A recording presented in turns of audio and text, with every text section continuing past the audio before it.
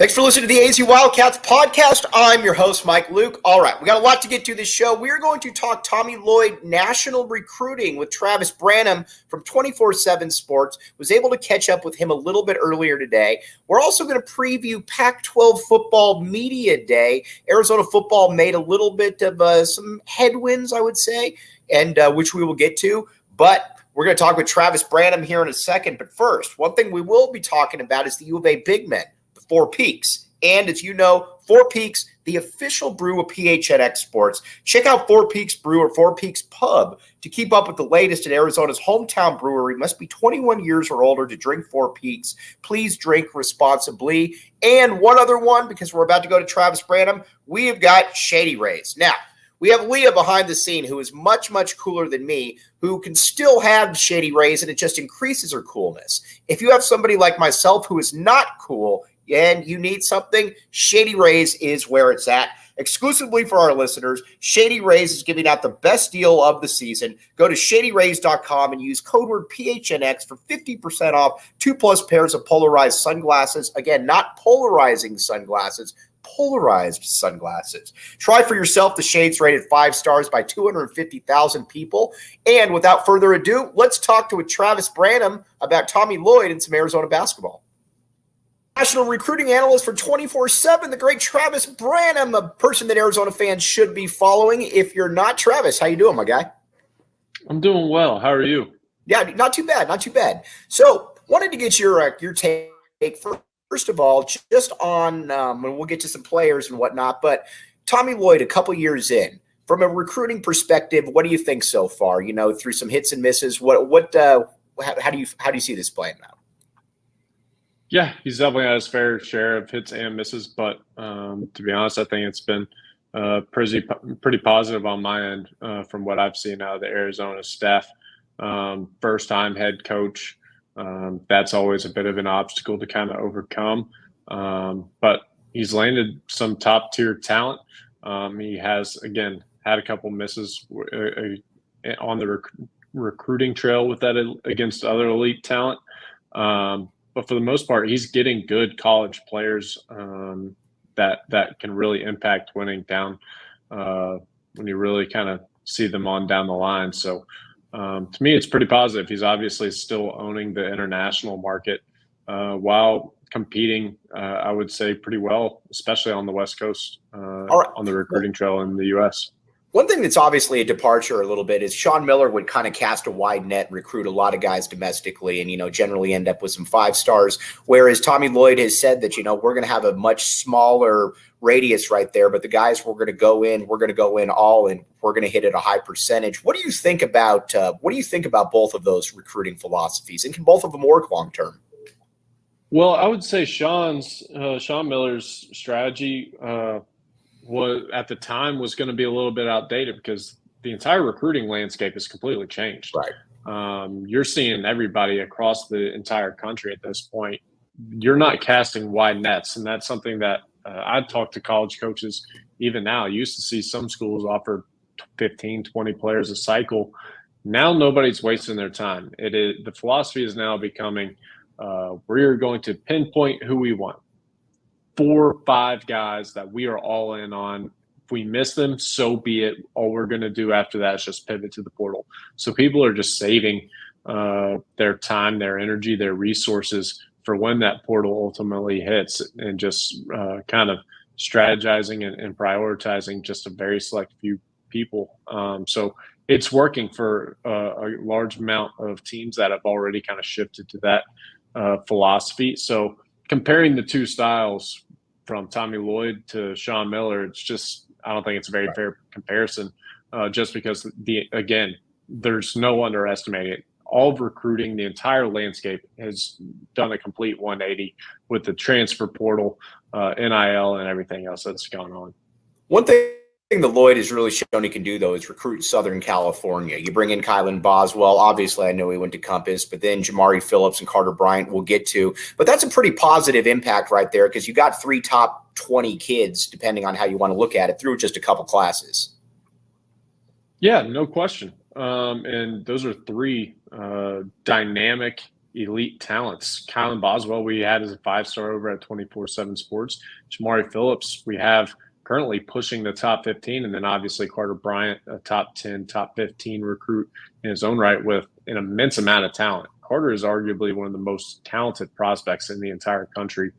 He's just got to start piecing things together and turning the corner into consistent production. But those are 3 elite national recruits. I mean, that's not just West Coast, but those are top 15, top 20 guys. So the fact Tommy's already gotten those 3 is pretty, I think, is pretty telling of how successful they've been.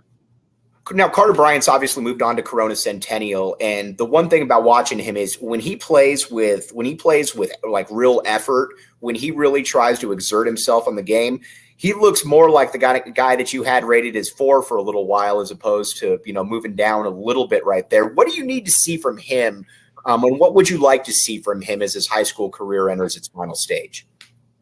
Yeah, I mean, he's going through what a lot of high school kids go through. When you're these elite players or elite talents, you're able to kind of do what you want whenever you want, take any shots, coast through games sometimes.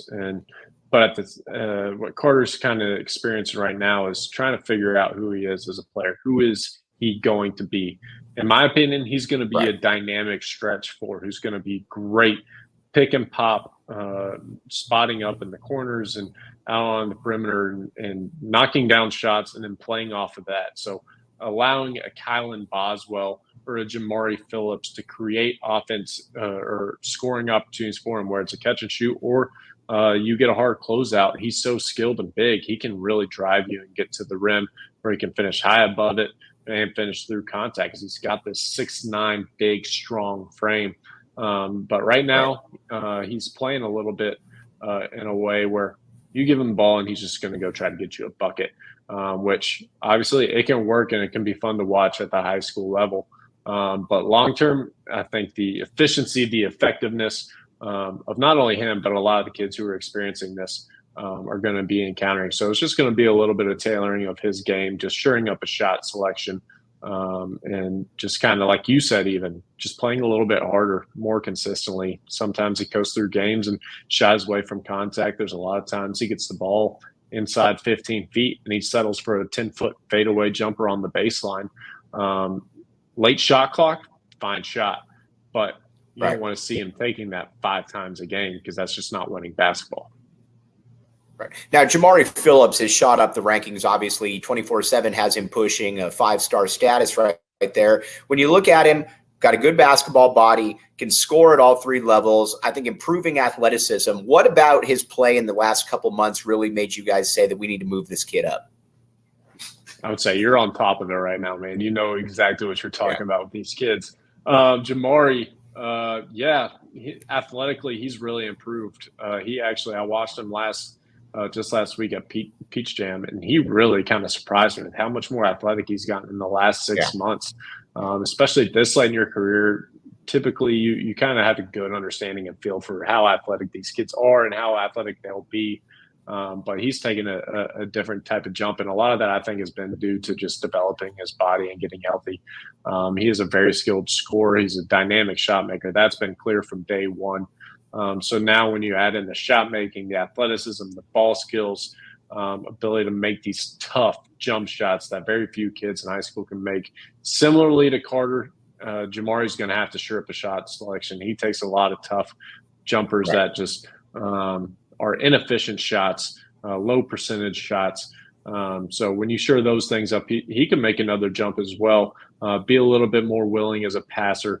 But when it comes to his talent as a shot maker, that's been a huge reason why he's kind of shot up these rankings. Now you look at what do you kind of look for them as, when they get freshmen, ideally when they get to Arizona? Obviously, Tommy Lloyd runs a pretty nice offense for players to play. And what are you looking for from both of them? Basically everything I was just kind of telling you. For Carter specifically, when he's a freshman, this is as a freshman, I'm going to want him to just buy into the simple things first and then build off of that. So buy in as a defender, buy in as a rebounder, especially. There's a lot of games where Carter will sometimes go with 1 or 2 rebounds, but when you're 6'9", 225, there's no real excuse for it. So just really honing in on that. I'm going to start small and then build off of that, build a strong foundation. Right. And then Jamari, make the open shots, make the game easy on yourself and build off of that, because you're such a dynamic shot maker. You can fly off screens and just make the open shots that somebody like Kylan Boswell can really set you up with, and then build off of that. Once you get your confidence, once Tommy and everybody gets comfortable with you and you kind of earn these other different shots. Like, not everybody is, in my opinion, is allowed to take these really tough, difficult shots, but you can earn the right for that. And for Jamari, he can earn that right. Just take some time to make the simple basketball plays, and just kind of see where it goes from there, because both of those guys can be absolute college stars, especially out there on the West Coast. In this day and age, how important is it to get on and offer kids early? That's definitely something we've noticed this summer as opposed to last summer, where Tommy Lloyd's getting in on a lot of 25 and 26 kids, your Cam Holmes, your Koa Peets, et cetera. How important is it, or is it not important at all, to be able to get on these kids early? I think that's a tough question to answer, because I think it's relative to the kids. Right. And if the evaluation process. Cameron Holmes is a no-brainer recruit. Koa Pete is a no-brainer recruit. So if you see these kids who are – it'll be a shock if they don't end up inside the top 25 when it's all said and done. They're just They do so many different things at a high level to impact the basketball game that it's hard to miss. So getting in on those types of kids early, I think, really can help pay off down the road. I also would say, just going back to recruiting strategies, that's a strategy that we're starting to see come back a little bit more of. We're going to identify the kids that we want early. So talking about what I was saying with just being a little bit tighter and being more selective with who you offer and go after. So get ahead of the evaluation game. Know who you want to pinpoint earlier on and get those kids committed a little earlier. That's a trend I think we are starting to see, and we'll continue to see as kids just committing earlier because of the transfer portal. Go ahead and solidify your spot. As a coach, you want to go ahead and solidify your roster. You don't want that many high school kids anymore. You don't want these 5-6 freshman classes. You want 3 to 4 really good freshmen to come in that can contribute. Maybe one prospect that you can develop and work on as a project, but you only want to select a few. So get them committed early. That way you can completely strategize how you want to attack the portal based on your roster, how they're playing, who you're projecting to go pro, and kind of go from there. Now, speaking of the portal, a lot of Arizona fans excited to see Jaden Bradley. You obviously saw a lot of Jaden Bradley in high school. What about Jaden Bradley impressed you, and how do you see him fitting into Arizona? To be honest, he impressed me just how he impacted the game at Alabama last year, being being the number 1 team for the large part of the entire season. He was a kid that coming out of high school, he was very aggressive, bully ball point guard. He always was a little bit more physically matured than everybody else, but he's a good athlete. He can get downhill and, again, shoulder and body his way to the rim. And so as he was exiting high school, just how he played is a bit of concern. How would that translate and impact winning at the high major level, especially in the SEC, where there's so many phenomenal athletes? But I think he handled his own, especially being on a number 1 team in the country. I thought he bought into his role. Now he does need to continue improving on his jump shot. That's never been a strength of his. And also continuing to improve on his decision-making, just being a little bit less turnover prone. But all in all, he's going to be a really good college player, and with his ability to impact the game on both ends, set the table for people in the game, get downhill and score the basketball. Good player. Going to be I don't envision him. I mean, you know how some of these kids think. I can't speak for him, but I think he would be a really good 4-year college player. Right. And then the last question, with NIL, how has that changed just the landscape of everything in college athletics? And how do you see the future, if you had your crystal ball, pardon the pun, kind of playing out here with the NIL? Man, that is a loaded question. NIL is it's arguably the most important thing in the entire country when it comes to recruiting talent. That's what almost all these kids want to know about. Sometimes there's very few kids, I would say, where NIL really isn't a factor in their recruitments. So it's always going to play a role. So at least having a competitive NIL program is going to pay dividends, and that makes it a level playing field to where now it becomes more a relational fit, going back to the fits and not just the highest payer. I do actually think that some of this will settle out a little bit. It has to. Some of these kids are getting paid way too much money for a lot of lack of production, and I think that'll start settling the market a little bit more. But it's the most important thing. And what was the second part to your question? I'm blanking on it. Yeah, just kind of how you see that playing out then for the, how you see that playing out in the future. I mean, I don't know how it's going to play out because the NCAA, there's no telling what they're going to do. I'll tell you what I would like to see is I would like to see the NCAA kind of take this rule of these coaches not being allowed to be involved in the process, which a lot of them are, to be honest with you, but take that off. You should want the coaches to be involved in the NIL and making decisions. They have the kids' interests at heart. They have their own interests at they got to look out for the program, the betterment of the program. So they're going to know how to allocate the money and try to control everything. You don't want essentially what the NCAA has done is they've handed the power into the hands of a lot of people that I would say you don't really want the power to be in their hands. A lot of people just running, I would say running rampant, especially during the transfer portal season. Basically, you call to get involved with the kid. Well, if you want to get involved with them, it's going to be X amount of money. It's like, all right, we're good, man. I'm not doing that. So you're getting a lot of that right now. I think if you start taking the power out of their hands and power more into the hands of the coaches and structure it more almost, I mean, it's like a professional team. You get a certain amount of money and you can budget it out for the players. I think that's going to be beneficial for the players a lot, especially, and a big part of that, you got to put stuff in writing. A lot of these kids are getting promised X amount of money, $200,000, $300,000. They only see 100 of it, if that, in some instances. So that's not fair to the kid, and there needs to be accountability for that. So it needs to work both ways. There needs to be accountability for the coaches making these promises. There needs to be accountability for the kids. So that's where I'd like to see it. Now, if the NCAA ever kind of goes to that sort of structure, I mean, the likelihood of whatever decision they do, that of it making sense, likelihood of their decision making sense, I would say is not very good based on what we've seen in the past. He's Travis Branham, lead recruiting analyst for 24/7 Sports. Travis, as always, really appreciate your time, my guy. It means a lot. That was Travis Branham right there, lead recruiting analyst for 24/7 Sports. We're going to break down a lot about what he had to say right there because I thought there was quite frankly, I thought there were some very interesting things, especially about Jamari Phillips and Jaden Bradley right there, and Tommy Lloyd getting the players that he needs. Now, but first, let's talk about OGs really quickly, though. Let's say that you have a hard time sleeping during the night, and you're like, man, I could really use something that could help me sleep. Look no further than OGs. OGs is flavoring life. That's what they're all about. It's all about that. Then they make it easy with their wide range of flavors and functions. No matter what it is you need, OGs has a gummy for it. Check out OGs online at ogsbrands.com and on Instagram at ogsbrands. You can find their products at your local dispensary. Must be 21 years or up. And one thing I can guarantee you, when you go to the dispensary, nobody cares about your day more than the person that is checking you out at the dispensary. These are literally the nicest people that you will ever see.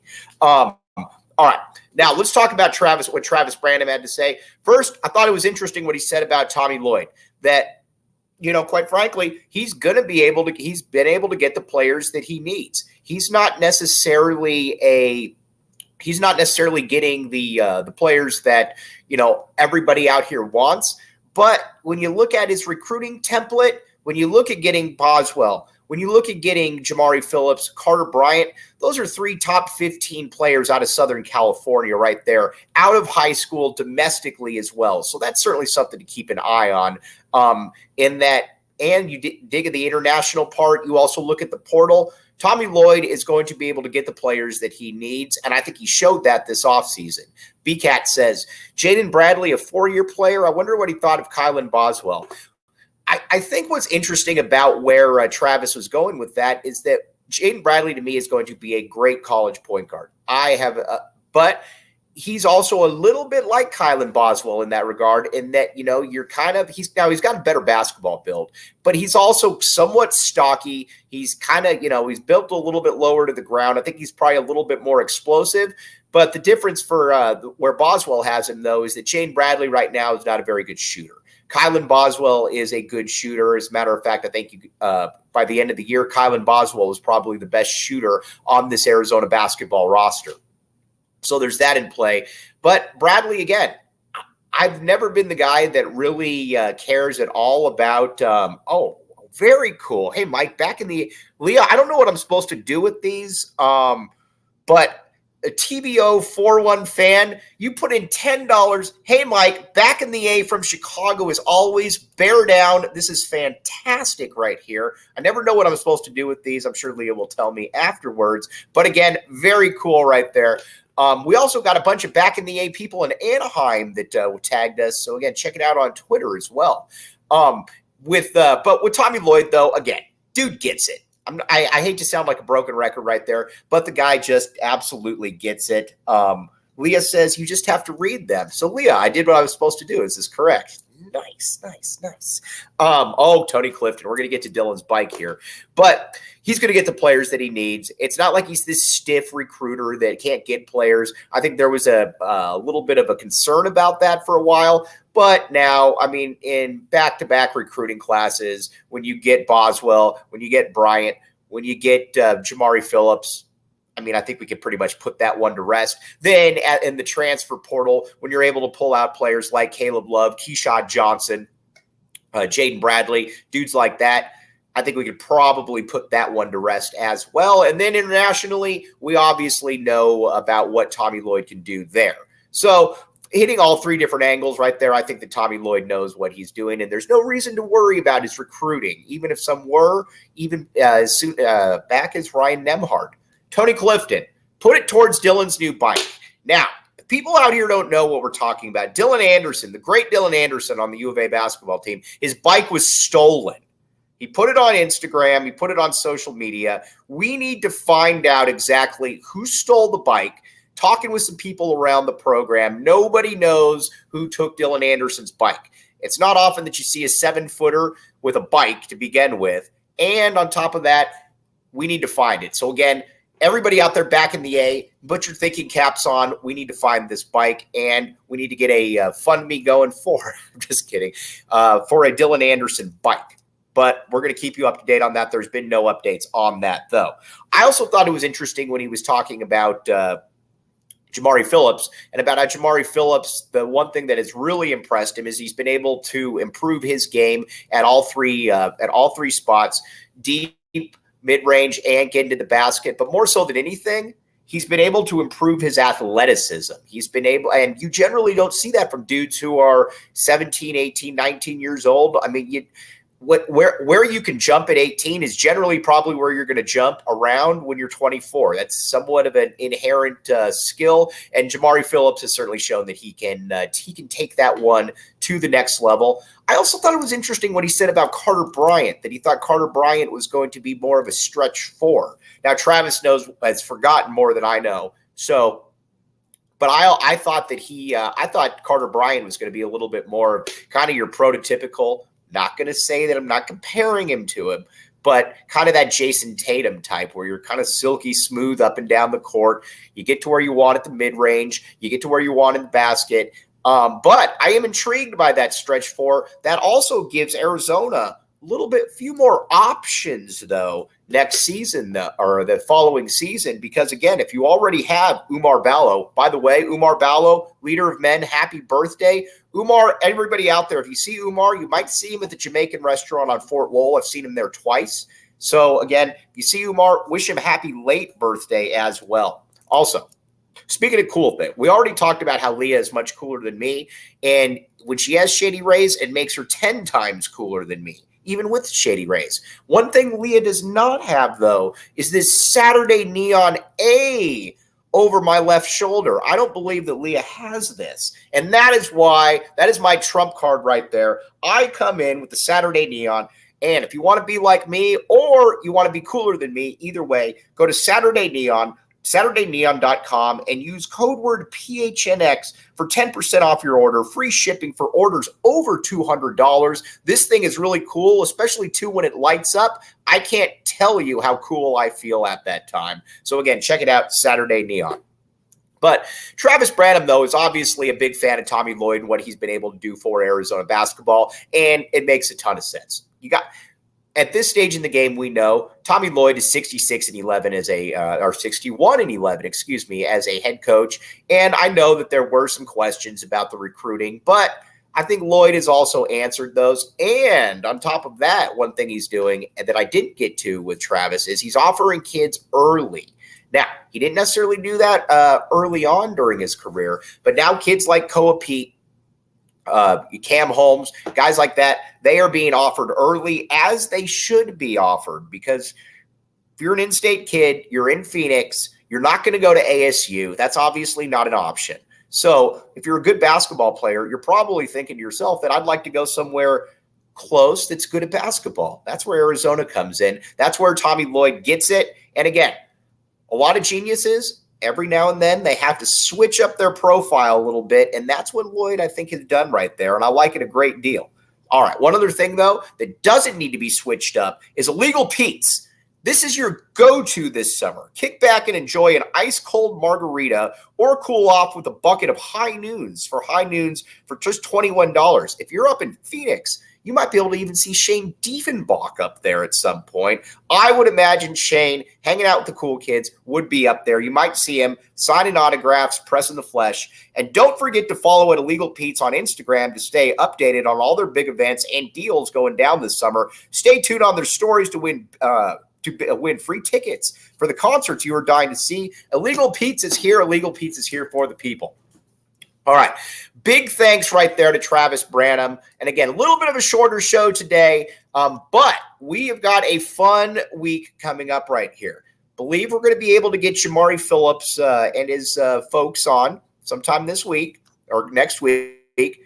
Frank Caliendo we're working on as well, Mr. Burns Fingers. We will, and again, a lot of stuff. Pac-12 Media Day. We're going to be making fun of the Pac-12, talking good about Arizona, everything that goes into it. But again, like I said, a little bit of a shorter show today. Appreciate all of you, especially Tebow41 fan. I did this right. Hey, Mike, back in the A from Chicago as always. Appreciate you, dude. Bear down, back the A. We will be back with you on Monday. For the great Leah behind the scenes, I am merely Mike Luke. You've been listening to the AZ Wildcats podcast.